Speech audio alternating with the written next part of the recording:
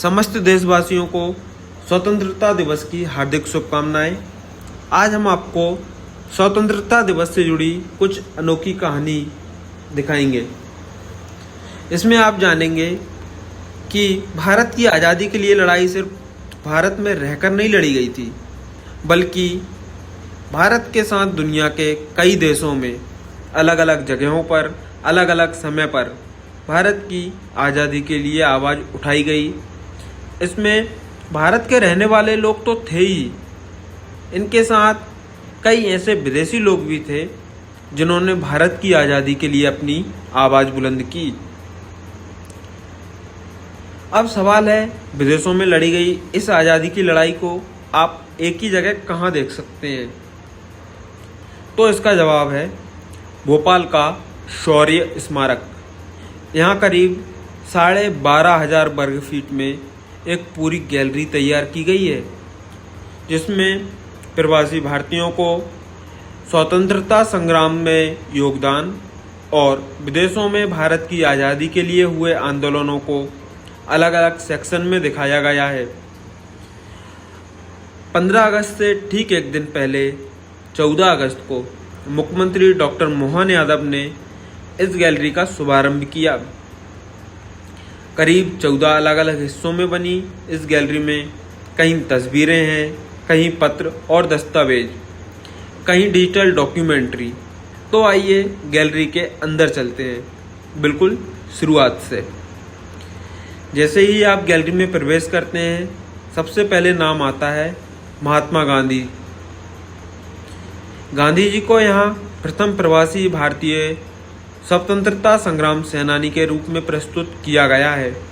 उनके फोटो हैं, जीवन और आंदोलनों से जुड़ी जानकारी है और उनके लिखे पत्रों सहित दूसरी सामग्री भी प्रदर्शित की गई है।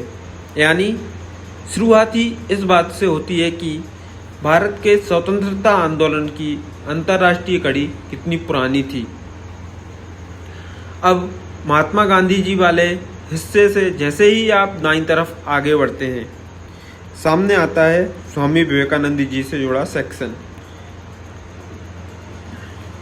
यहाँ स्वामी विवेकानंद के लिखे पत्र हैं, उनकी कविताएं हैं, उनके शिष्यों के बारे में जानकारी है और उनसे प्रभावित होने वाले लोगों की जानकारी भी दी गई है। इसके साथ डिजिटल स्क्रीन पर स्वामी विवेकानंद के जीवन और विचारों से जुड़ी जानकारी भी दिखाई जाती है। यानी यहाँ भी सिर्फ तस्वीरें नहीं, उनसे जुड़ी सामग्री और दस्तावेजों के जरिए उनके योगदान को समझाने की कोशिश की गई है। यहाँ से आगे बढ़ते ही दूसरे सेनानियों से जुड़े सेक्शन सामने आने लगते हैं। अलग अलग चेहरे, अलग अलग जगहों पर उनके योगदान और उनके बारे में विस्तार से दी गई जानकारी। और फिर गैलरी आपको एक ऐसे हिस्से में ले जाती है जो इस पूरी प्रदर्शनी के अंतर्राष्ट्रीय स्वरूप को और अधिक स्पष्ट कर देती है। विदेशी लोगों का सेक्शन। यहाँ उन विदेशी लोगों की तस्वीरें और जानकारी भी प्रदर्शित की गई हैं जिन्होंने भारत की आज़ादी के लिए आवाज़ उठाई।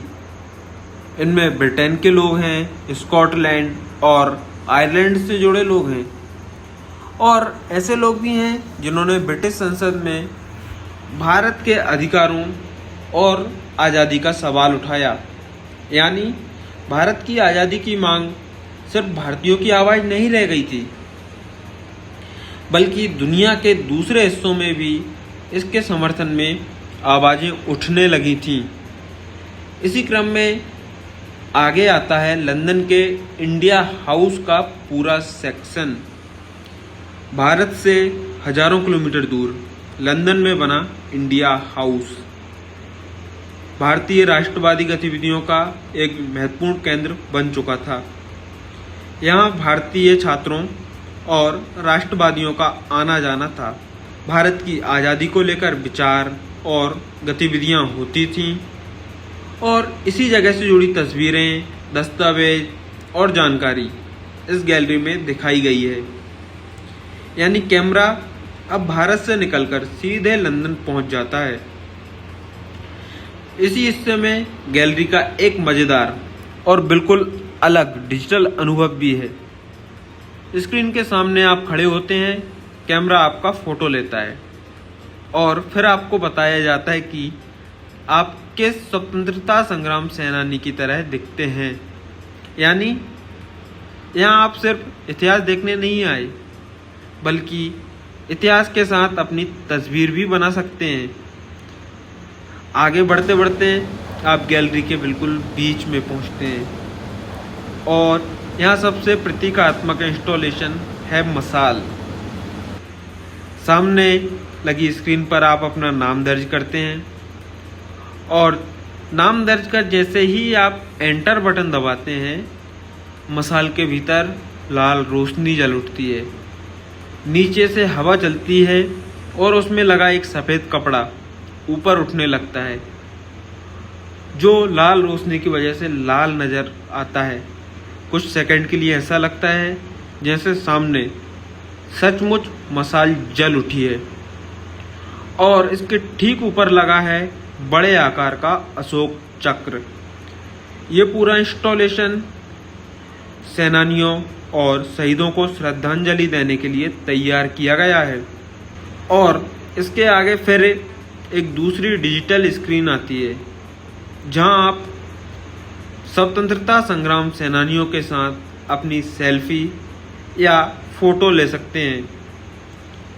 आप स्क्रीन के सामने खड़े होते हैं, क्लिक करते हैं और आपकी तस्वीर सेनानियों के साथ दिखाई देती है। यानी गैलरी आपको बार बार दर्शक से सहभागी बना देती है।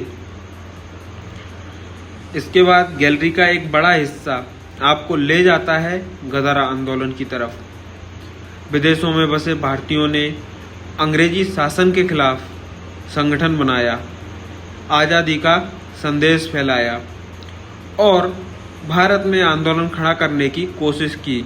यहाँ गदर आंदोलन से जुड़े लोगों की तस्वीरें हैं, उनके बारे में जानकारी है, उनके लेख और पत्र हैं और उस दौर के समाचार पत्र भी प्रदर्शित किए गए हैं। यहाँ उन लोगों की तस्वीरें भी दिखाई देती हैं जिन्हें ब्रिटिश पुलिस ने गिरफ्तार किया था। और गदर आंदोलन से जुड़े इसी क्रम में आता है कोमागाटामारू का प्रसंग। 1914 में कोमागाटामारू नाम का जहाज 376 यात्रियों को लेकर वैंकूवर पहुंचा था, लेकिन अधिकांश यात्रियों को कनाडा में उतरने ही नहीं दिया गया।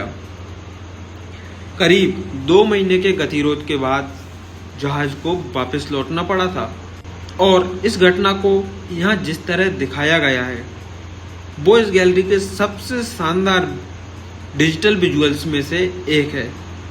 सामने एक विशाल स्क्रीन है, स्क्रीन पर विशाल समुद्र दिखाई देता है और दूर से एक जहाज आपकी तरफ बढ़ता हुआ आता है। कैमरा अगर इसी वक्त रिकॉर्ड करे तो ऐसा लगता है जैसे जहाज स्क्रीन पर नहीं, आपके सामने समुद्र में चल रहा हो। आप इस पूरे विजुअल का वीडियो बना सकते हैं और कुछ सेकंड के लिए भूल जाते हैं कि आप एक स्क्रीन के सामने खड़े हैं। आगे बढ़ते हुए स्वतंत्रता आंदोलन से जुड़े कई और महत्वपूर्ण व्यक्तियों की जानकारी आती है। भारत की आज़ादी के लिए विदेश में आंदोलन करने वाले लोगों की तस्वीरें, इनमें मैडम भीकाजी कामा, पंडित जवाहरलाल नेहरू, नेताजी सुभाष चंद्र बोस, मौलाना बरकतुल्लाह भोपाली समेत तमाम दूसरे चेहरों को जगह दी गई है। ये पूरा हिस्सा दिखाता है कि विदेशों में स्वतंत्रता आंदोलन कितना व्यापक था। गदर आंदोलन के सेक्शन में आप आगे बढ़ेंगे तो उस दौर के पत्र, समाचार पत्र और दूसरे दस्तावेज दिखाई देते हैं। इसके साथ बनाया गया है एक बंकरनुमा हिस्सा। इसे इस तरह तैयार किया गया है कि आप कल्पना कर सकें उस दौर में क्रांतिकारी किस तरह एक जगह इकट्ठा होते होंगे, बैठकर बातचीत करते होंगे, आंदोलनों की योजनाओं पर चर्चा करते होंगे। यानी यहाँ इतिहास को सिर्फ दीवार पर नहीं, एक जगह के रूप में दिखाने की कोशिश की गई है। फिर आगे आता है भारत की आज़ादी की लड़ाई का एक बेहद महत्वपूर्ण विदेशी अध्याय, काबुल में बनी भारत की अस्थायी सरकार। 1 दिसंबर 1915 को काबुल में भारत की अस्थायी सरकार बनाई गई।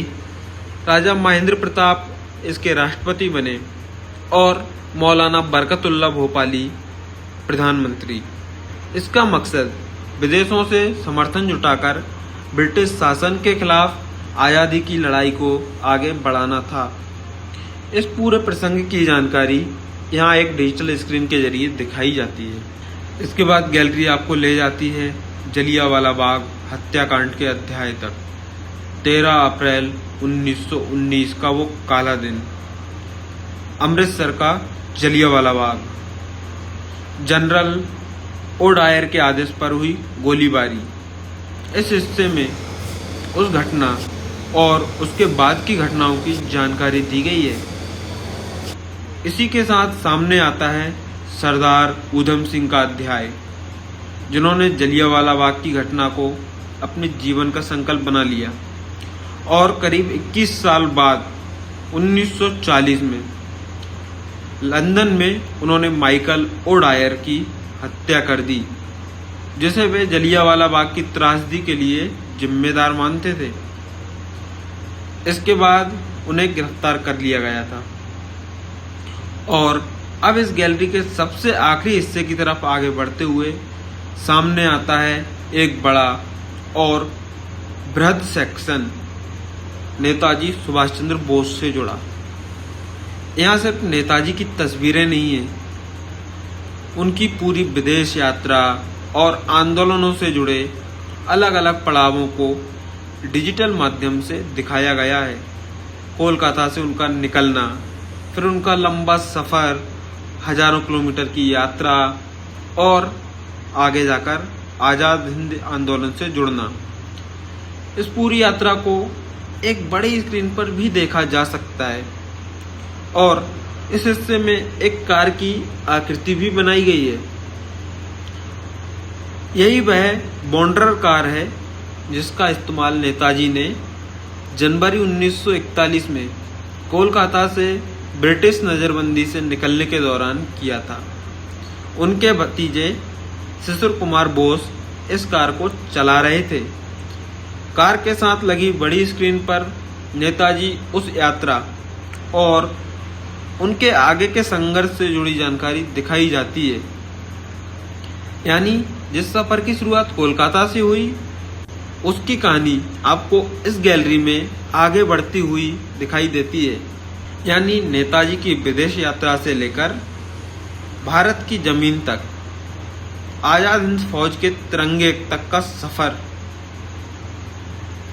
और इस पूरी गैलरी में एक और ऐसा डिजिटल अनुभव है जहां आप खुद को स्वतंत्रता संग्राम सेनानियों के साथ देख सकते हैं। स्क्रीन के सामने खड़े होकर फोटो क्लिक कीजिए और आपकी तस्वीर सेनानियों के साथ तैयार हो जाती है। यानी करीब 12,500 वर्ग फीट की इस गैलरी में आप सिर्फ इतिहास पढ़ते नहीं हैं, उसे देखते हैं, उसके बीच चलते हैं और कई जगह खुद उसका हिस्सा भी बन जाते हैं। इस गैलरी में आपको गांधी जी से लेकर विवेकानंद तक, विदेशों में आवाज़ उठाने वाले भारतीयों से लेकर भारत के समर्थन में खड़े विदेशी लोगों तक, इंडिया हाउस से गदर आंदोलन तक, कोमागाटा मारू से काबुल की अस्थायी सरकार तक, जलियांवाला बाग और उधम सिंह से लेकर नेताजी सुभाष चंद्र बोस तिरंगे तक, भारत की आज़ादी की लड़ाई की एक पूरी कहानी देश के सीमाओं के बाहर भी लिखी गई थी, जो आपको इस गैलरी में साफ दिखाई देगी। शौर्य स्मारक की ये 12,500 वर्ग फीट की गैलरी इन्हीं कहानी को तस्वीरों, दस्तावेजों और डिजिटल अनुभवों के जरिए आपके सामने रखती है। आज़ादी सिर्फ एक तारीख नहीं थी, उसके पीछे दुनिया के कई हिस्सों में आवाज़ें उठी थी और उन आवाज़ों को याद करने के लिए यह गैलरी एक जगह है। तो आपको भी इस गैलरी का अनुभव देखना है तो आप भोपाल की शौर्य स्मारक में बनी इस गैलरी की विजिट कर सकते हैं।